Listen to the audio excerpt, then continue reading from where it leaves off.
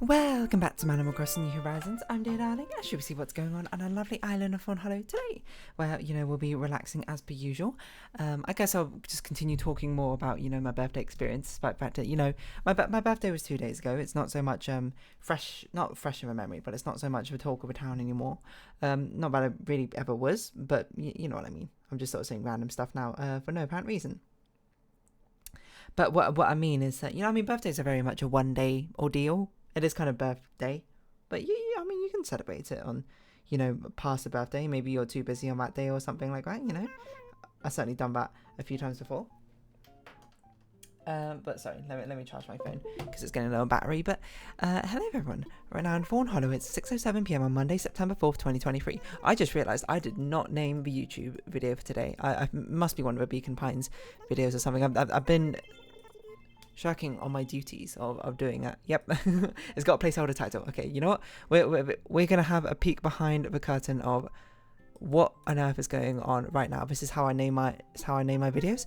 I normally play the video just to don't listen to that. See what's going on and then try and fit it to the actual theme. Well, Beacon Pines is one as I'm trying to tell a story with the titles. So what happens in this episode? Let's see. A bit of a jump cut, mainly because I pressed the wrong button. But yeah, I was just like, okay, you know what? Let's just name of a title now rather than doing it in the middle of an Animal Crossing episode, which is not normally what I do. And I have just noticed I made a typo. Every.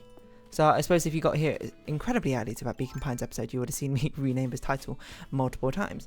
But now annoyingly I had to stitch these videos together because I had a jump cut. But whatever. Yeah, what was I going to say about this? I don't really remember. What can we talk about? Oh yeah, I was going to talk more about birthday stuff. I'm still not going to talk about Hamilton yet. I will talk about Hamilton eventually. The thing is, I haven't listened to the soundtrack enough to really sort of like digest it. I did love it. Like I thought it was great, and it was like it actually far surpassed my expectations. Not to say I had particularly low expectations. I was like, I hear it's good, and I just thought to myself, it'd be like, oh yeah, it would just be like a good one. And I was like, whoa, it's actually like really cool. Like the songs are really good. Lin-Manuel Miranda certainly has a very certain style, I think, which a very notable style when it comes to the songs he makes, which you can hear, I suppose, through I haven't heard too much of his other oeuvre stuff, but you hear it constantly through Hamilton. I think it's just the way he does rhymes in the songs and how the rhythms go. Something about it, just that sort of like rapid fire.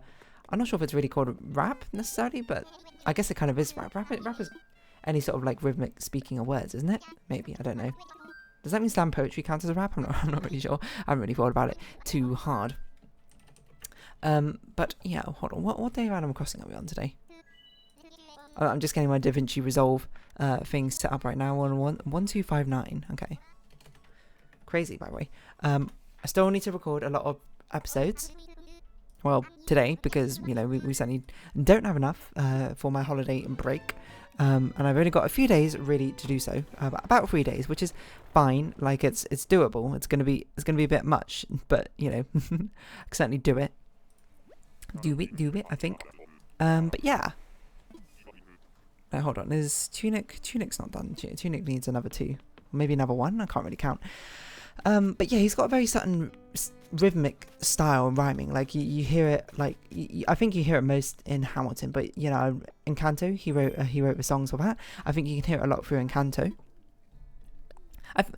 I don't know how to describe it because I'm not that musically inclined. Like I'm musically inclined enough to understand. If you spoke in musical terms with me, I would probably be able to understand what you're saying. But it's been so long since I've done it that I'm like, I can't think of it for myself, I suppose. So I guess I got comprehension, but I don't have understanding, is what I mean.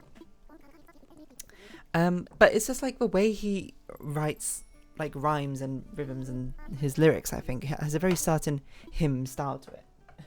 Which I don't really know how to just distill it any further.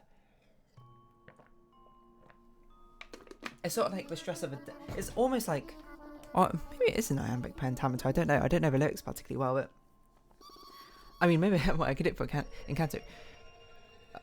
What other lyrics for Encanto? It's been so long now. We don't talk about it. Good to live with here, Bruno stuttering and stumbling. I can always hear him sort of muttering and mumbling.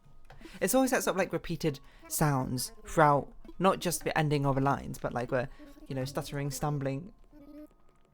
Good to live in fear, Bruno stuttering and stumbling. I can always hear him muttering and mumbling. Stuttering, stumbling, muttering, mumbling. It's sort of like these, not conjoined rhymes, but multiple rhymes throughout the things, throughout multiple lines, which ends up being quite a distinctive style.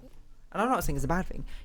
Do people like Lin-Manuel Miranda? Do people hate him? I don't really know, to be honest, what the general consensus is. I feel like he very had a, with Encanto and Hamilton, people were like, whoa, Lin-Manuel Miranda. And now he's sort of, well, I don't know, has he fallen out of limelight? I don't know what else he's done. He's done like Wuthering Heights, I think, which is another musical thing, which I've not seen, but I've heard bits and pieces from the song, from like song analyses, videos here and there, Especially, there's this YouTuber called Howard something, I think. Is that Howard? Also, my right click on my mouse is like getting broken, so I need to actually order a new mouse. But I'm also going to go on holiday, so I'm not going to be here to be able to pick it up. So it has to be when I come back from holiday. But that's okay. It's not broken. It's just failing. Is that Howard Ho? Yeah, Howard Ho. He made some really good videos about how Encanto's music works, which is pretty cool. I think he also did it for Hamilton, which now I can watch, I suppose, now that I've actually seen Hamilton. And thus, well, I don't really know. Hamilton's not really one which I think is affected by spoilers or the concept of spoilers. Like, for one, I suppose it is history, US history in the first place. So, it's very much written in stone, I suppose, already what happens. Well, to a certain degree, I suppose there's always some subjectivity when it comes to these sort of things. But more or less, I think, well, actually, I don't know necessarily how accurate Hamilton is to their lives, the actual lives of, the founding fathers, etc., etc. But yeah, I don't know, it's that sort of like rhyming rhythmic thing. Lyricism is a underappreciated part of songs, I think. And I think it's, I mean, I remember having a conversation with a friend about it. She's also quite musically inclined. But we tend to have these sort of like debates which go back and forth, not in a way that we're like actually arguing, but we tend to play like devil's advocate for each other, because she has her opinions. I would say she certainly has much stronger opinions than mine. Mine tend to be a lot more, I'm not going to say they're wishy-washy, but mine tend to be a lot more compromising, I suppose, in that sense, where yes, I have preferences and that sort of thing, but I understand that preferences is a wide sort of spectrum which things can fall on. So my preferences aren't going to be the same as someone else's, and I tend to, I suppose, when looking at things, I tend to try and analyse them in a more positive light, perhaps to an unfair degree, by giving, too much benefit of doubt. Am I saying that's necessarily better or worse? I don't really know, but some things which you can't always use a soft critical lens for. Sometimes you do need a harder critical lens to actually have analyses of merit, but that's not really what I do. I like to like things, is probably how I'd say. And I do generally like a lot of things, so I guess it sort of falls into the way my opinions work. Not my opinions work, my attitude works? No, that's not really right words anyway. Anyway, basically her opinion's a lot stronger than mine. She's, and we discuss things like that. I remember one things we were discussing is, I wouldn't say she has a distaste for pop music, but she says that a lot of pop music, I can't remember the exact opinions, I don't want to misrepresent it, she doesn't watch these videos anyway, so if she does, then she can jump in, I suppose, with whatever the exact discussion point is. But it was a while ago. It was something about pop music, and it was about the fact that pop music is very I don't think a word was derivative, but the general concept was that the focus is more on having an infectious melody, I suppose, rather than, and the fact that the lyrics suffer from pop music. And she specifically pointed out she disliked the use of repetition in a lot of these songs. I think it was around the time of "Shake It Off" by Taylor Swift, where she was like, I hate how it goes, and the haters, like what goes, haters gonna hate, players gonna play, because those are just boring lyrics. It's the same thing repeated over and over again. It's the same with the "Shake It Off." Now, at the time, I'm like, I'm not necessarily gonna. I can't remember if she had an extreme enough opinion to be something like things should never be repeated in songs. That's, I mean, maybe she does believe that, and that's valid. As far as subjective things go, subjective opinions are just, that's what they are, subjective, is down to personal preference. But I remember the conversation going something like that. And then me being like, well, pop music that's kind of what it's designed for. It's meant to be generalist, I suppose, music with wide-ranging appeals. Doesn't necessarily challenge, I suppose, the norms when it comes to music. Certainly some pop music does, but I don't think it's necessarily what it's there for. Just like everything, I suppose, in the world has its own different uses and that sort of thing. Not everything needs to be Not everything needs to revolutionize the industry, I suppose, it's in.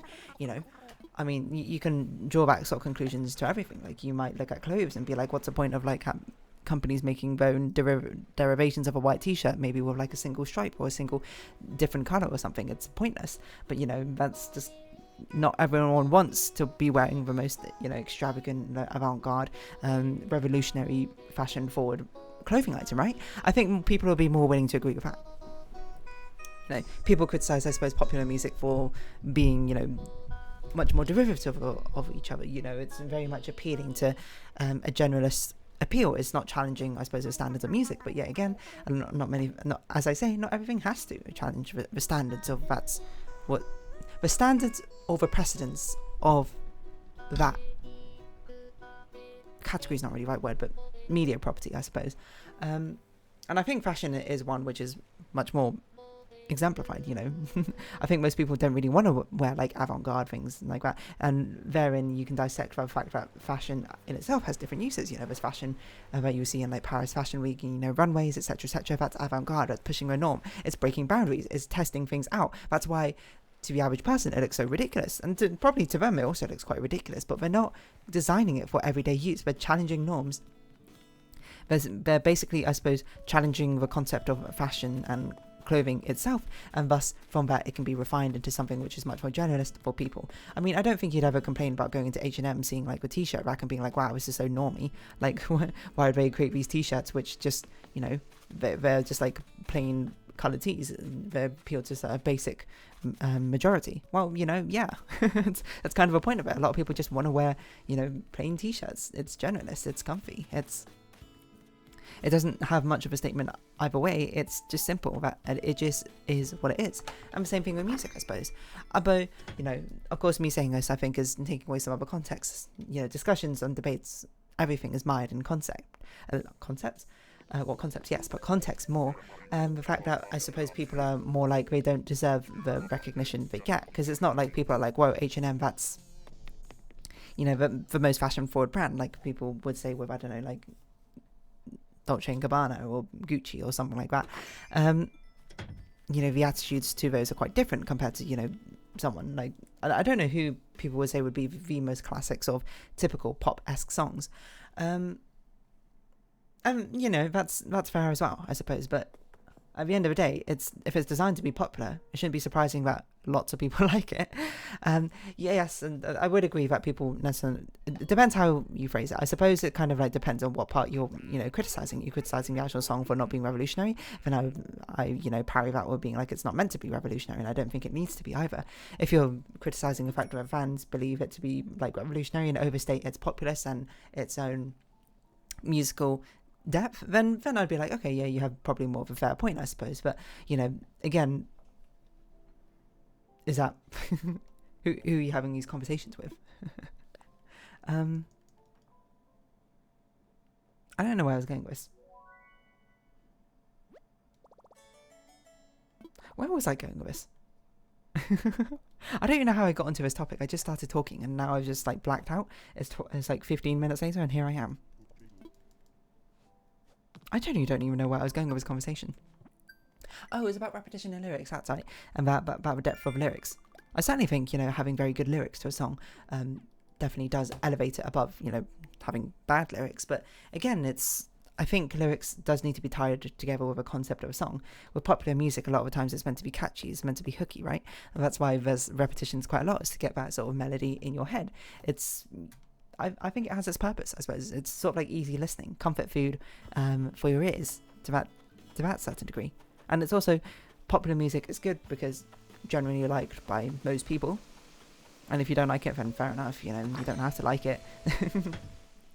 It's neither special nor non-special to not like popular music, I suppose. It just is.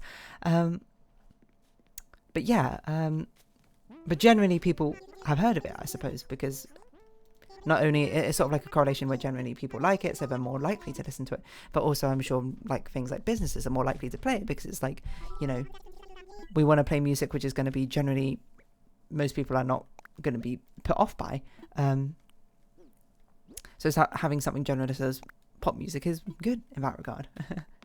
Because that just like it would be like broad appealing, or like radio stations or TV adverts or something like that. Some things like that, you know, people know it, and then, you know, it gives a means, I suppose, of people to connect over things, you know. Heavens knows that if you have any much more particular interest, indie interest, certainly, if you ever try and, you know, talk to people in general about it, it's pretty difficult to, I suppose, share that interest. You know, there's people, far and few people between who actually share necessarily the same esoteric interests as you do. I'm not saying that's necessarily good or bad. I suppose if you're very accustomed to it, you'll be like, that's fine. I only want to talk to people who share these particular interests. But as again, humans are social creatures, I think a lot of people like to have something to connect over in the first place. So, you know, you might be like, oh, just I'm trying to think of something for my example. Be like, oh, you know, if I try and start like small talk with someone, be like, oh, what's your favorite Vocaloid producer? Mine's Toa. They might be like, what? Because the general population don't even know about Vocaloids. Fair enough. But now you can do much more general things to connect to people, like, oh, what's your favorite pop music? And I'll be like, pop band or whatever. I'll be like, oh, you know, well, I shouldn't say pop band necessarily, because, you know, then people would argue that, you know, the person of a group I'm about to say is not pop, you know, it's like electro, synth or something. But when I say pop music, maybe I just say music band in general, and I use pop as in term popular rather than pop genre. But again, I understand that's me misusing the term. There'll be like, what's the most popular band which you like or something, and I'll be like, oh, you know, I like Clean Bandit, etc., things like that. And then people were like, oh, cool, you know, Clean Bandit, I like a song like, I don't know, Symphony or something. I'll be like, oh yeah, I like that one too, my favourite's rather be, and then, you know, conversations can stem from there. So you might be like, hey, you know, is that sort of nullifying the point of art in the first place, that it's only used as a social connection rather than, you know, an expressive medium? And I suppose that's kind of dependent on how you see art in general. You know, is art a medium which with you can express your inner desires and thoughts and challenge the notions, I suppose, of society? Yeah, absolutely. But also at the same time, I think art is a very good connecting medium for people. You know, people like to say a lot of things are universal languages, you know, music, art, etc., and, you know, I think they all kind of fall under that same umbrella of lots of people can appreciate it. And yeah, I mean, I don't see anything wrong, I suppose, basically, is what I'm trying to say, with people connecting over things, even if they are popular and derivative, or things like that, you know? Lots of things are popular, lots of things are derivative, and sometimes that's fine. And in fact, probably most of the time, nearly all the time, I'd say that is fine. What's the harm? What's the bother? Anyway, I don't know how I really got to this through, like, Lin-Manuel Miranda, but basically, lyrics in songs tend to be underappreciated, I think, because I see them like a spice to the song, you know, depending on, I think, the genre. You know, I'd say lyrics is incredibly important to rap music. I don't say it's not that important to pop music. Things like that, you know. Lyricism. I remember there was this cool video I saw ages ago about someone dissecting Eminem's, was it Lose Yourself? I think it was the Lose Yourself thing, and he dissected how Eminem does his rhymes and like assonance and half rhymes and slant rhymes, and constantly loops back to these same sort of sounds over and over again. Because I actually really like rap, surprisingly, because I like the lyrical flow of how things sound. I don't listen to it all that often, but, you know, when you listen to a good rap, it's like, mwah. Maybe that's why I like Lin-Manuel Miranda's stuff. Anyway, I need to listen more to the Hamilton soundtrack. It's basically the TLDR of this, and I don't know what I'm going to title this episode, but I am going to round this episode off here. So if you have been watching, thank you very much. It's been Animal Crossing New Horizons. I've been Dear Darling. Likes, comments, subscription, shares greatly appreciated. Twitter, Discord down below. Hope to see you again, but for now, ta farewell. So until next time, bye bye for now.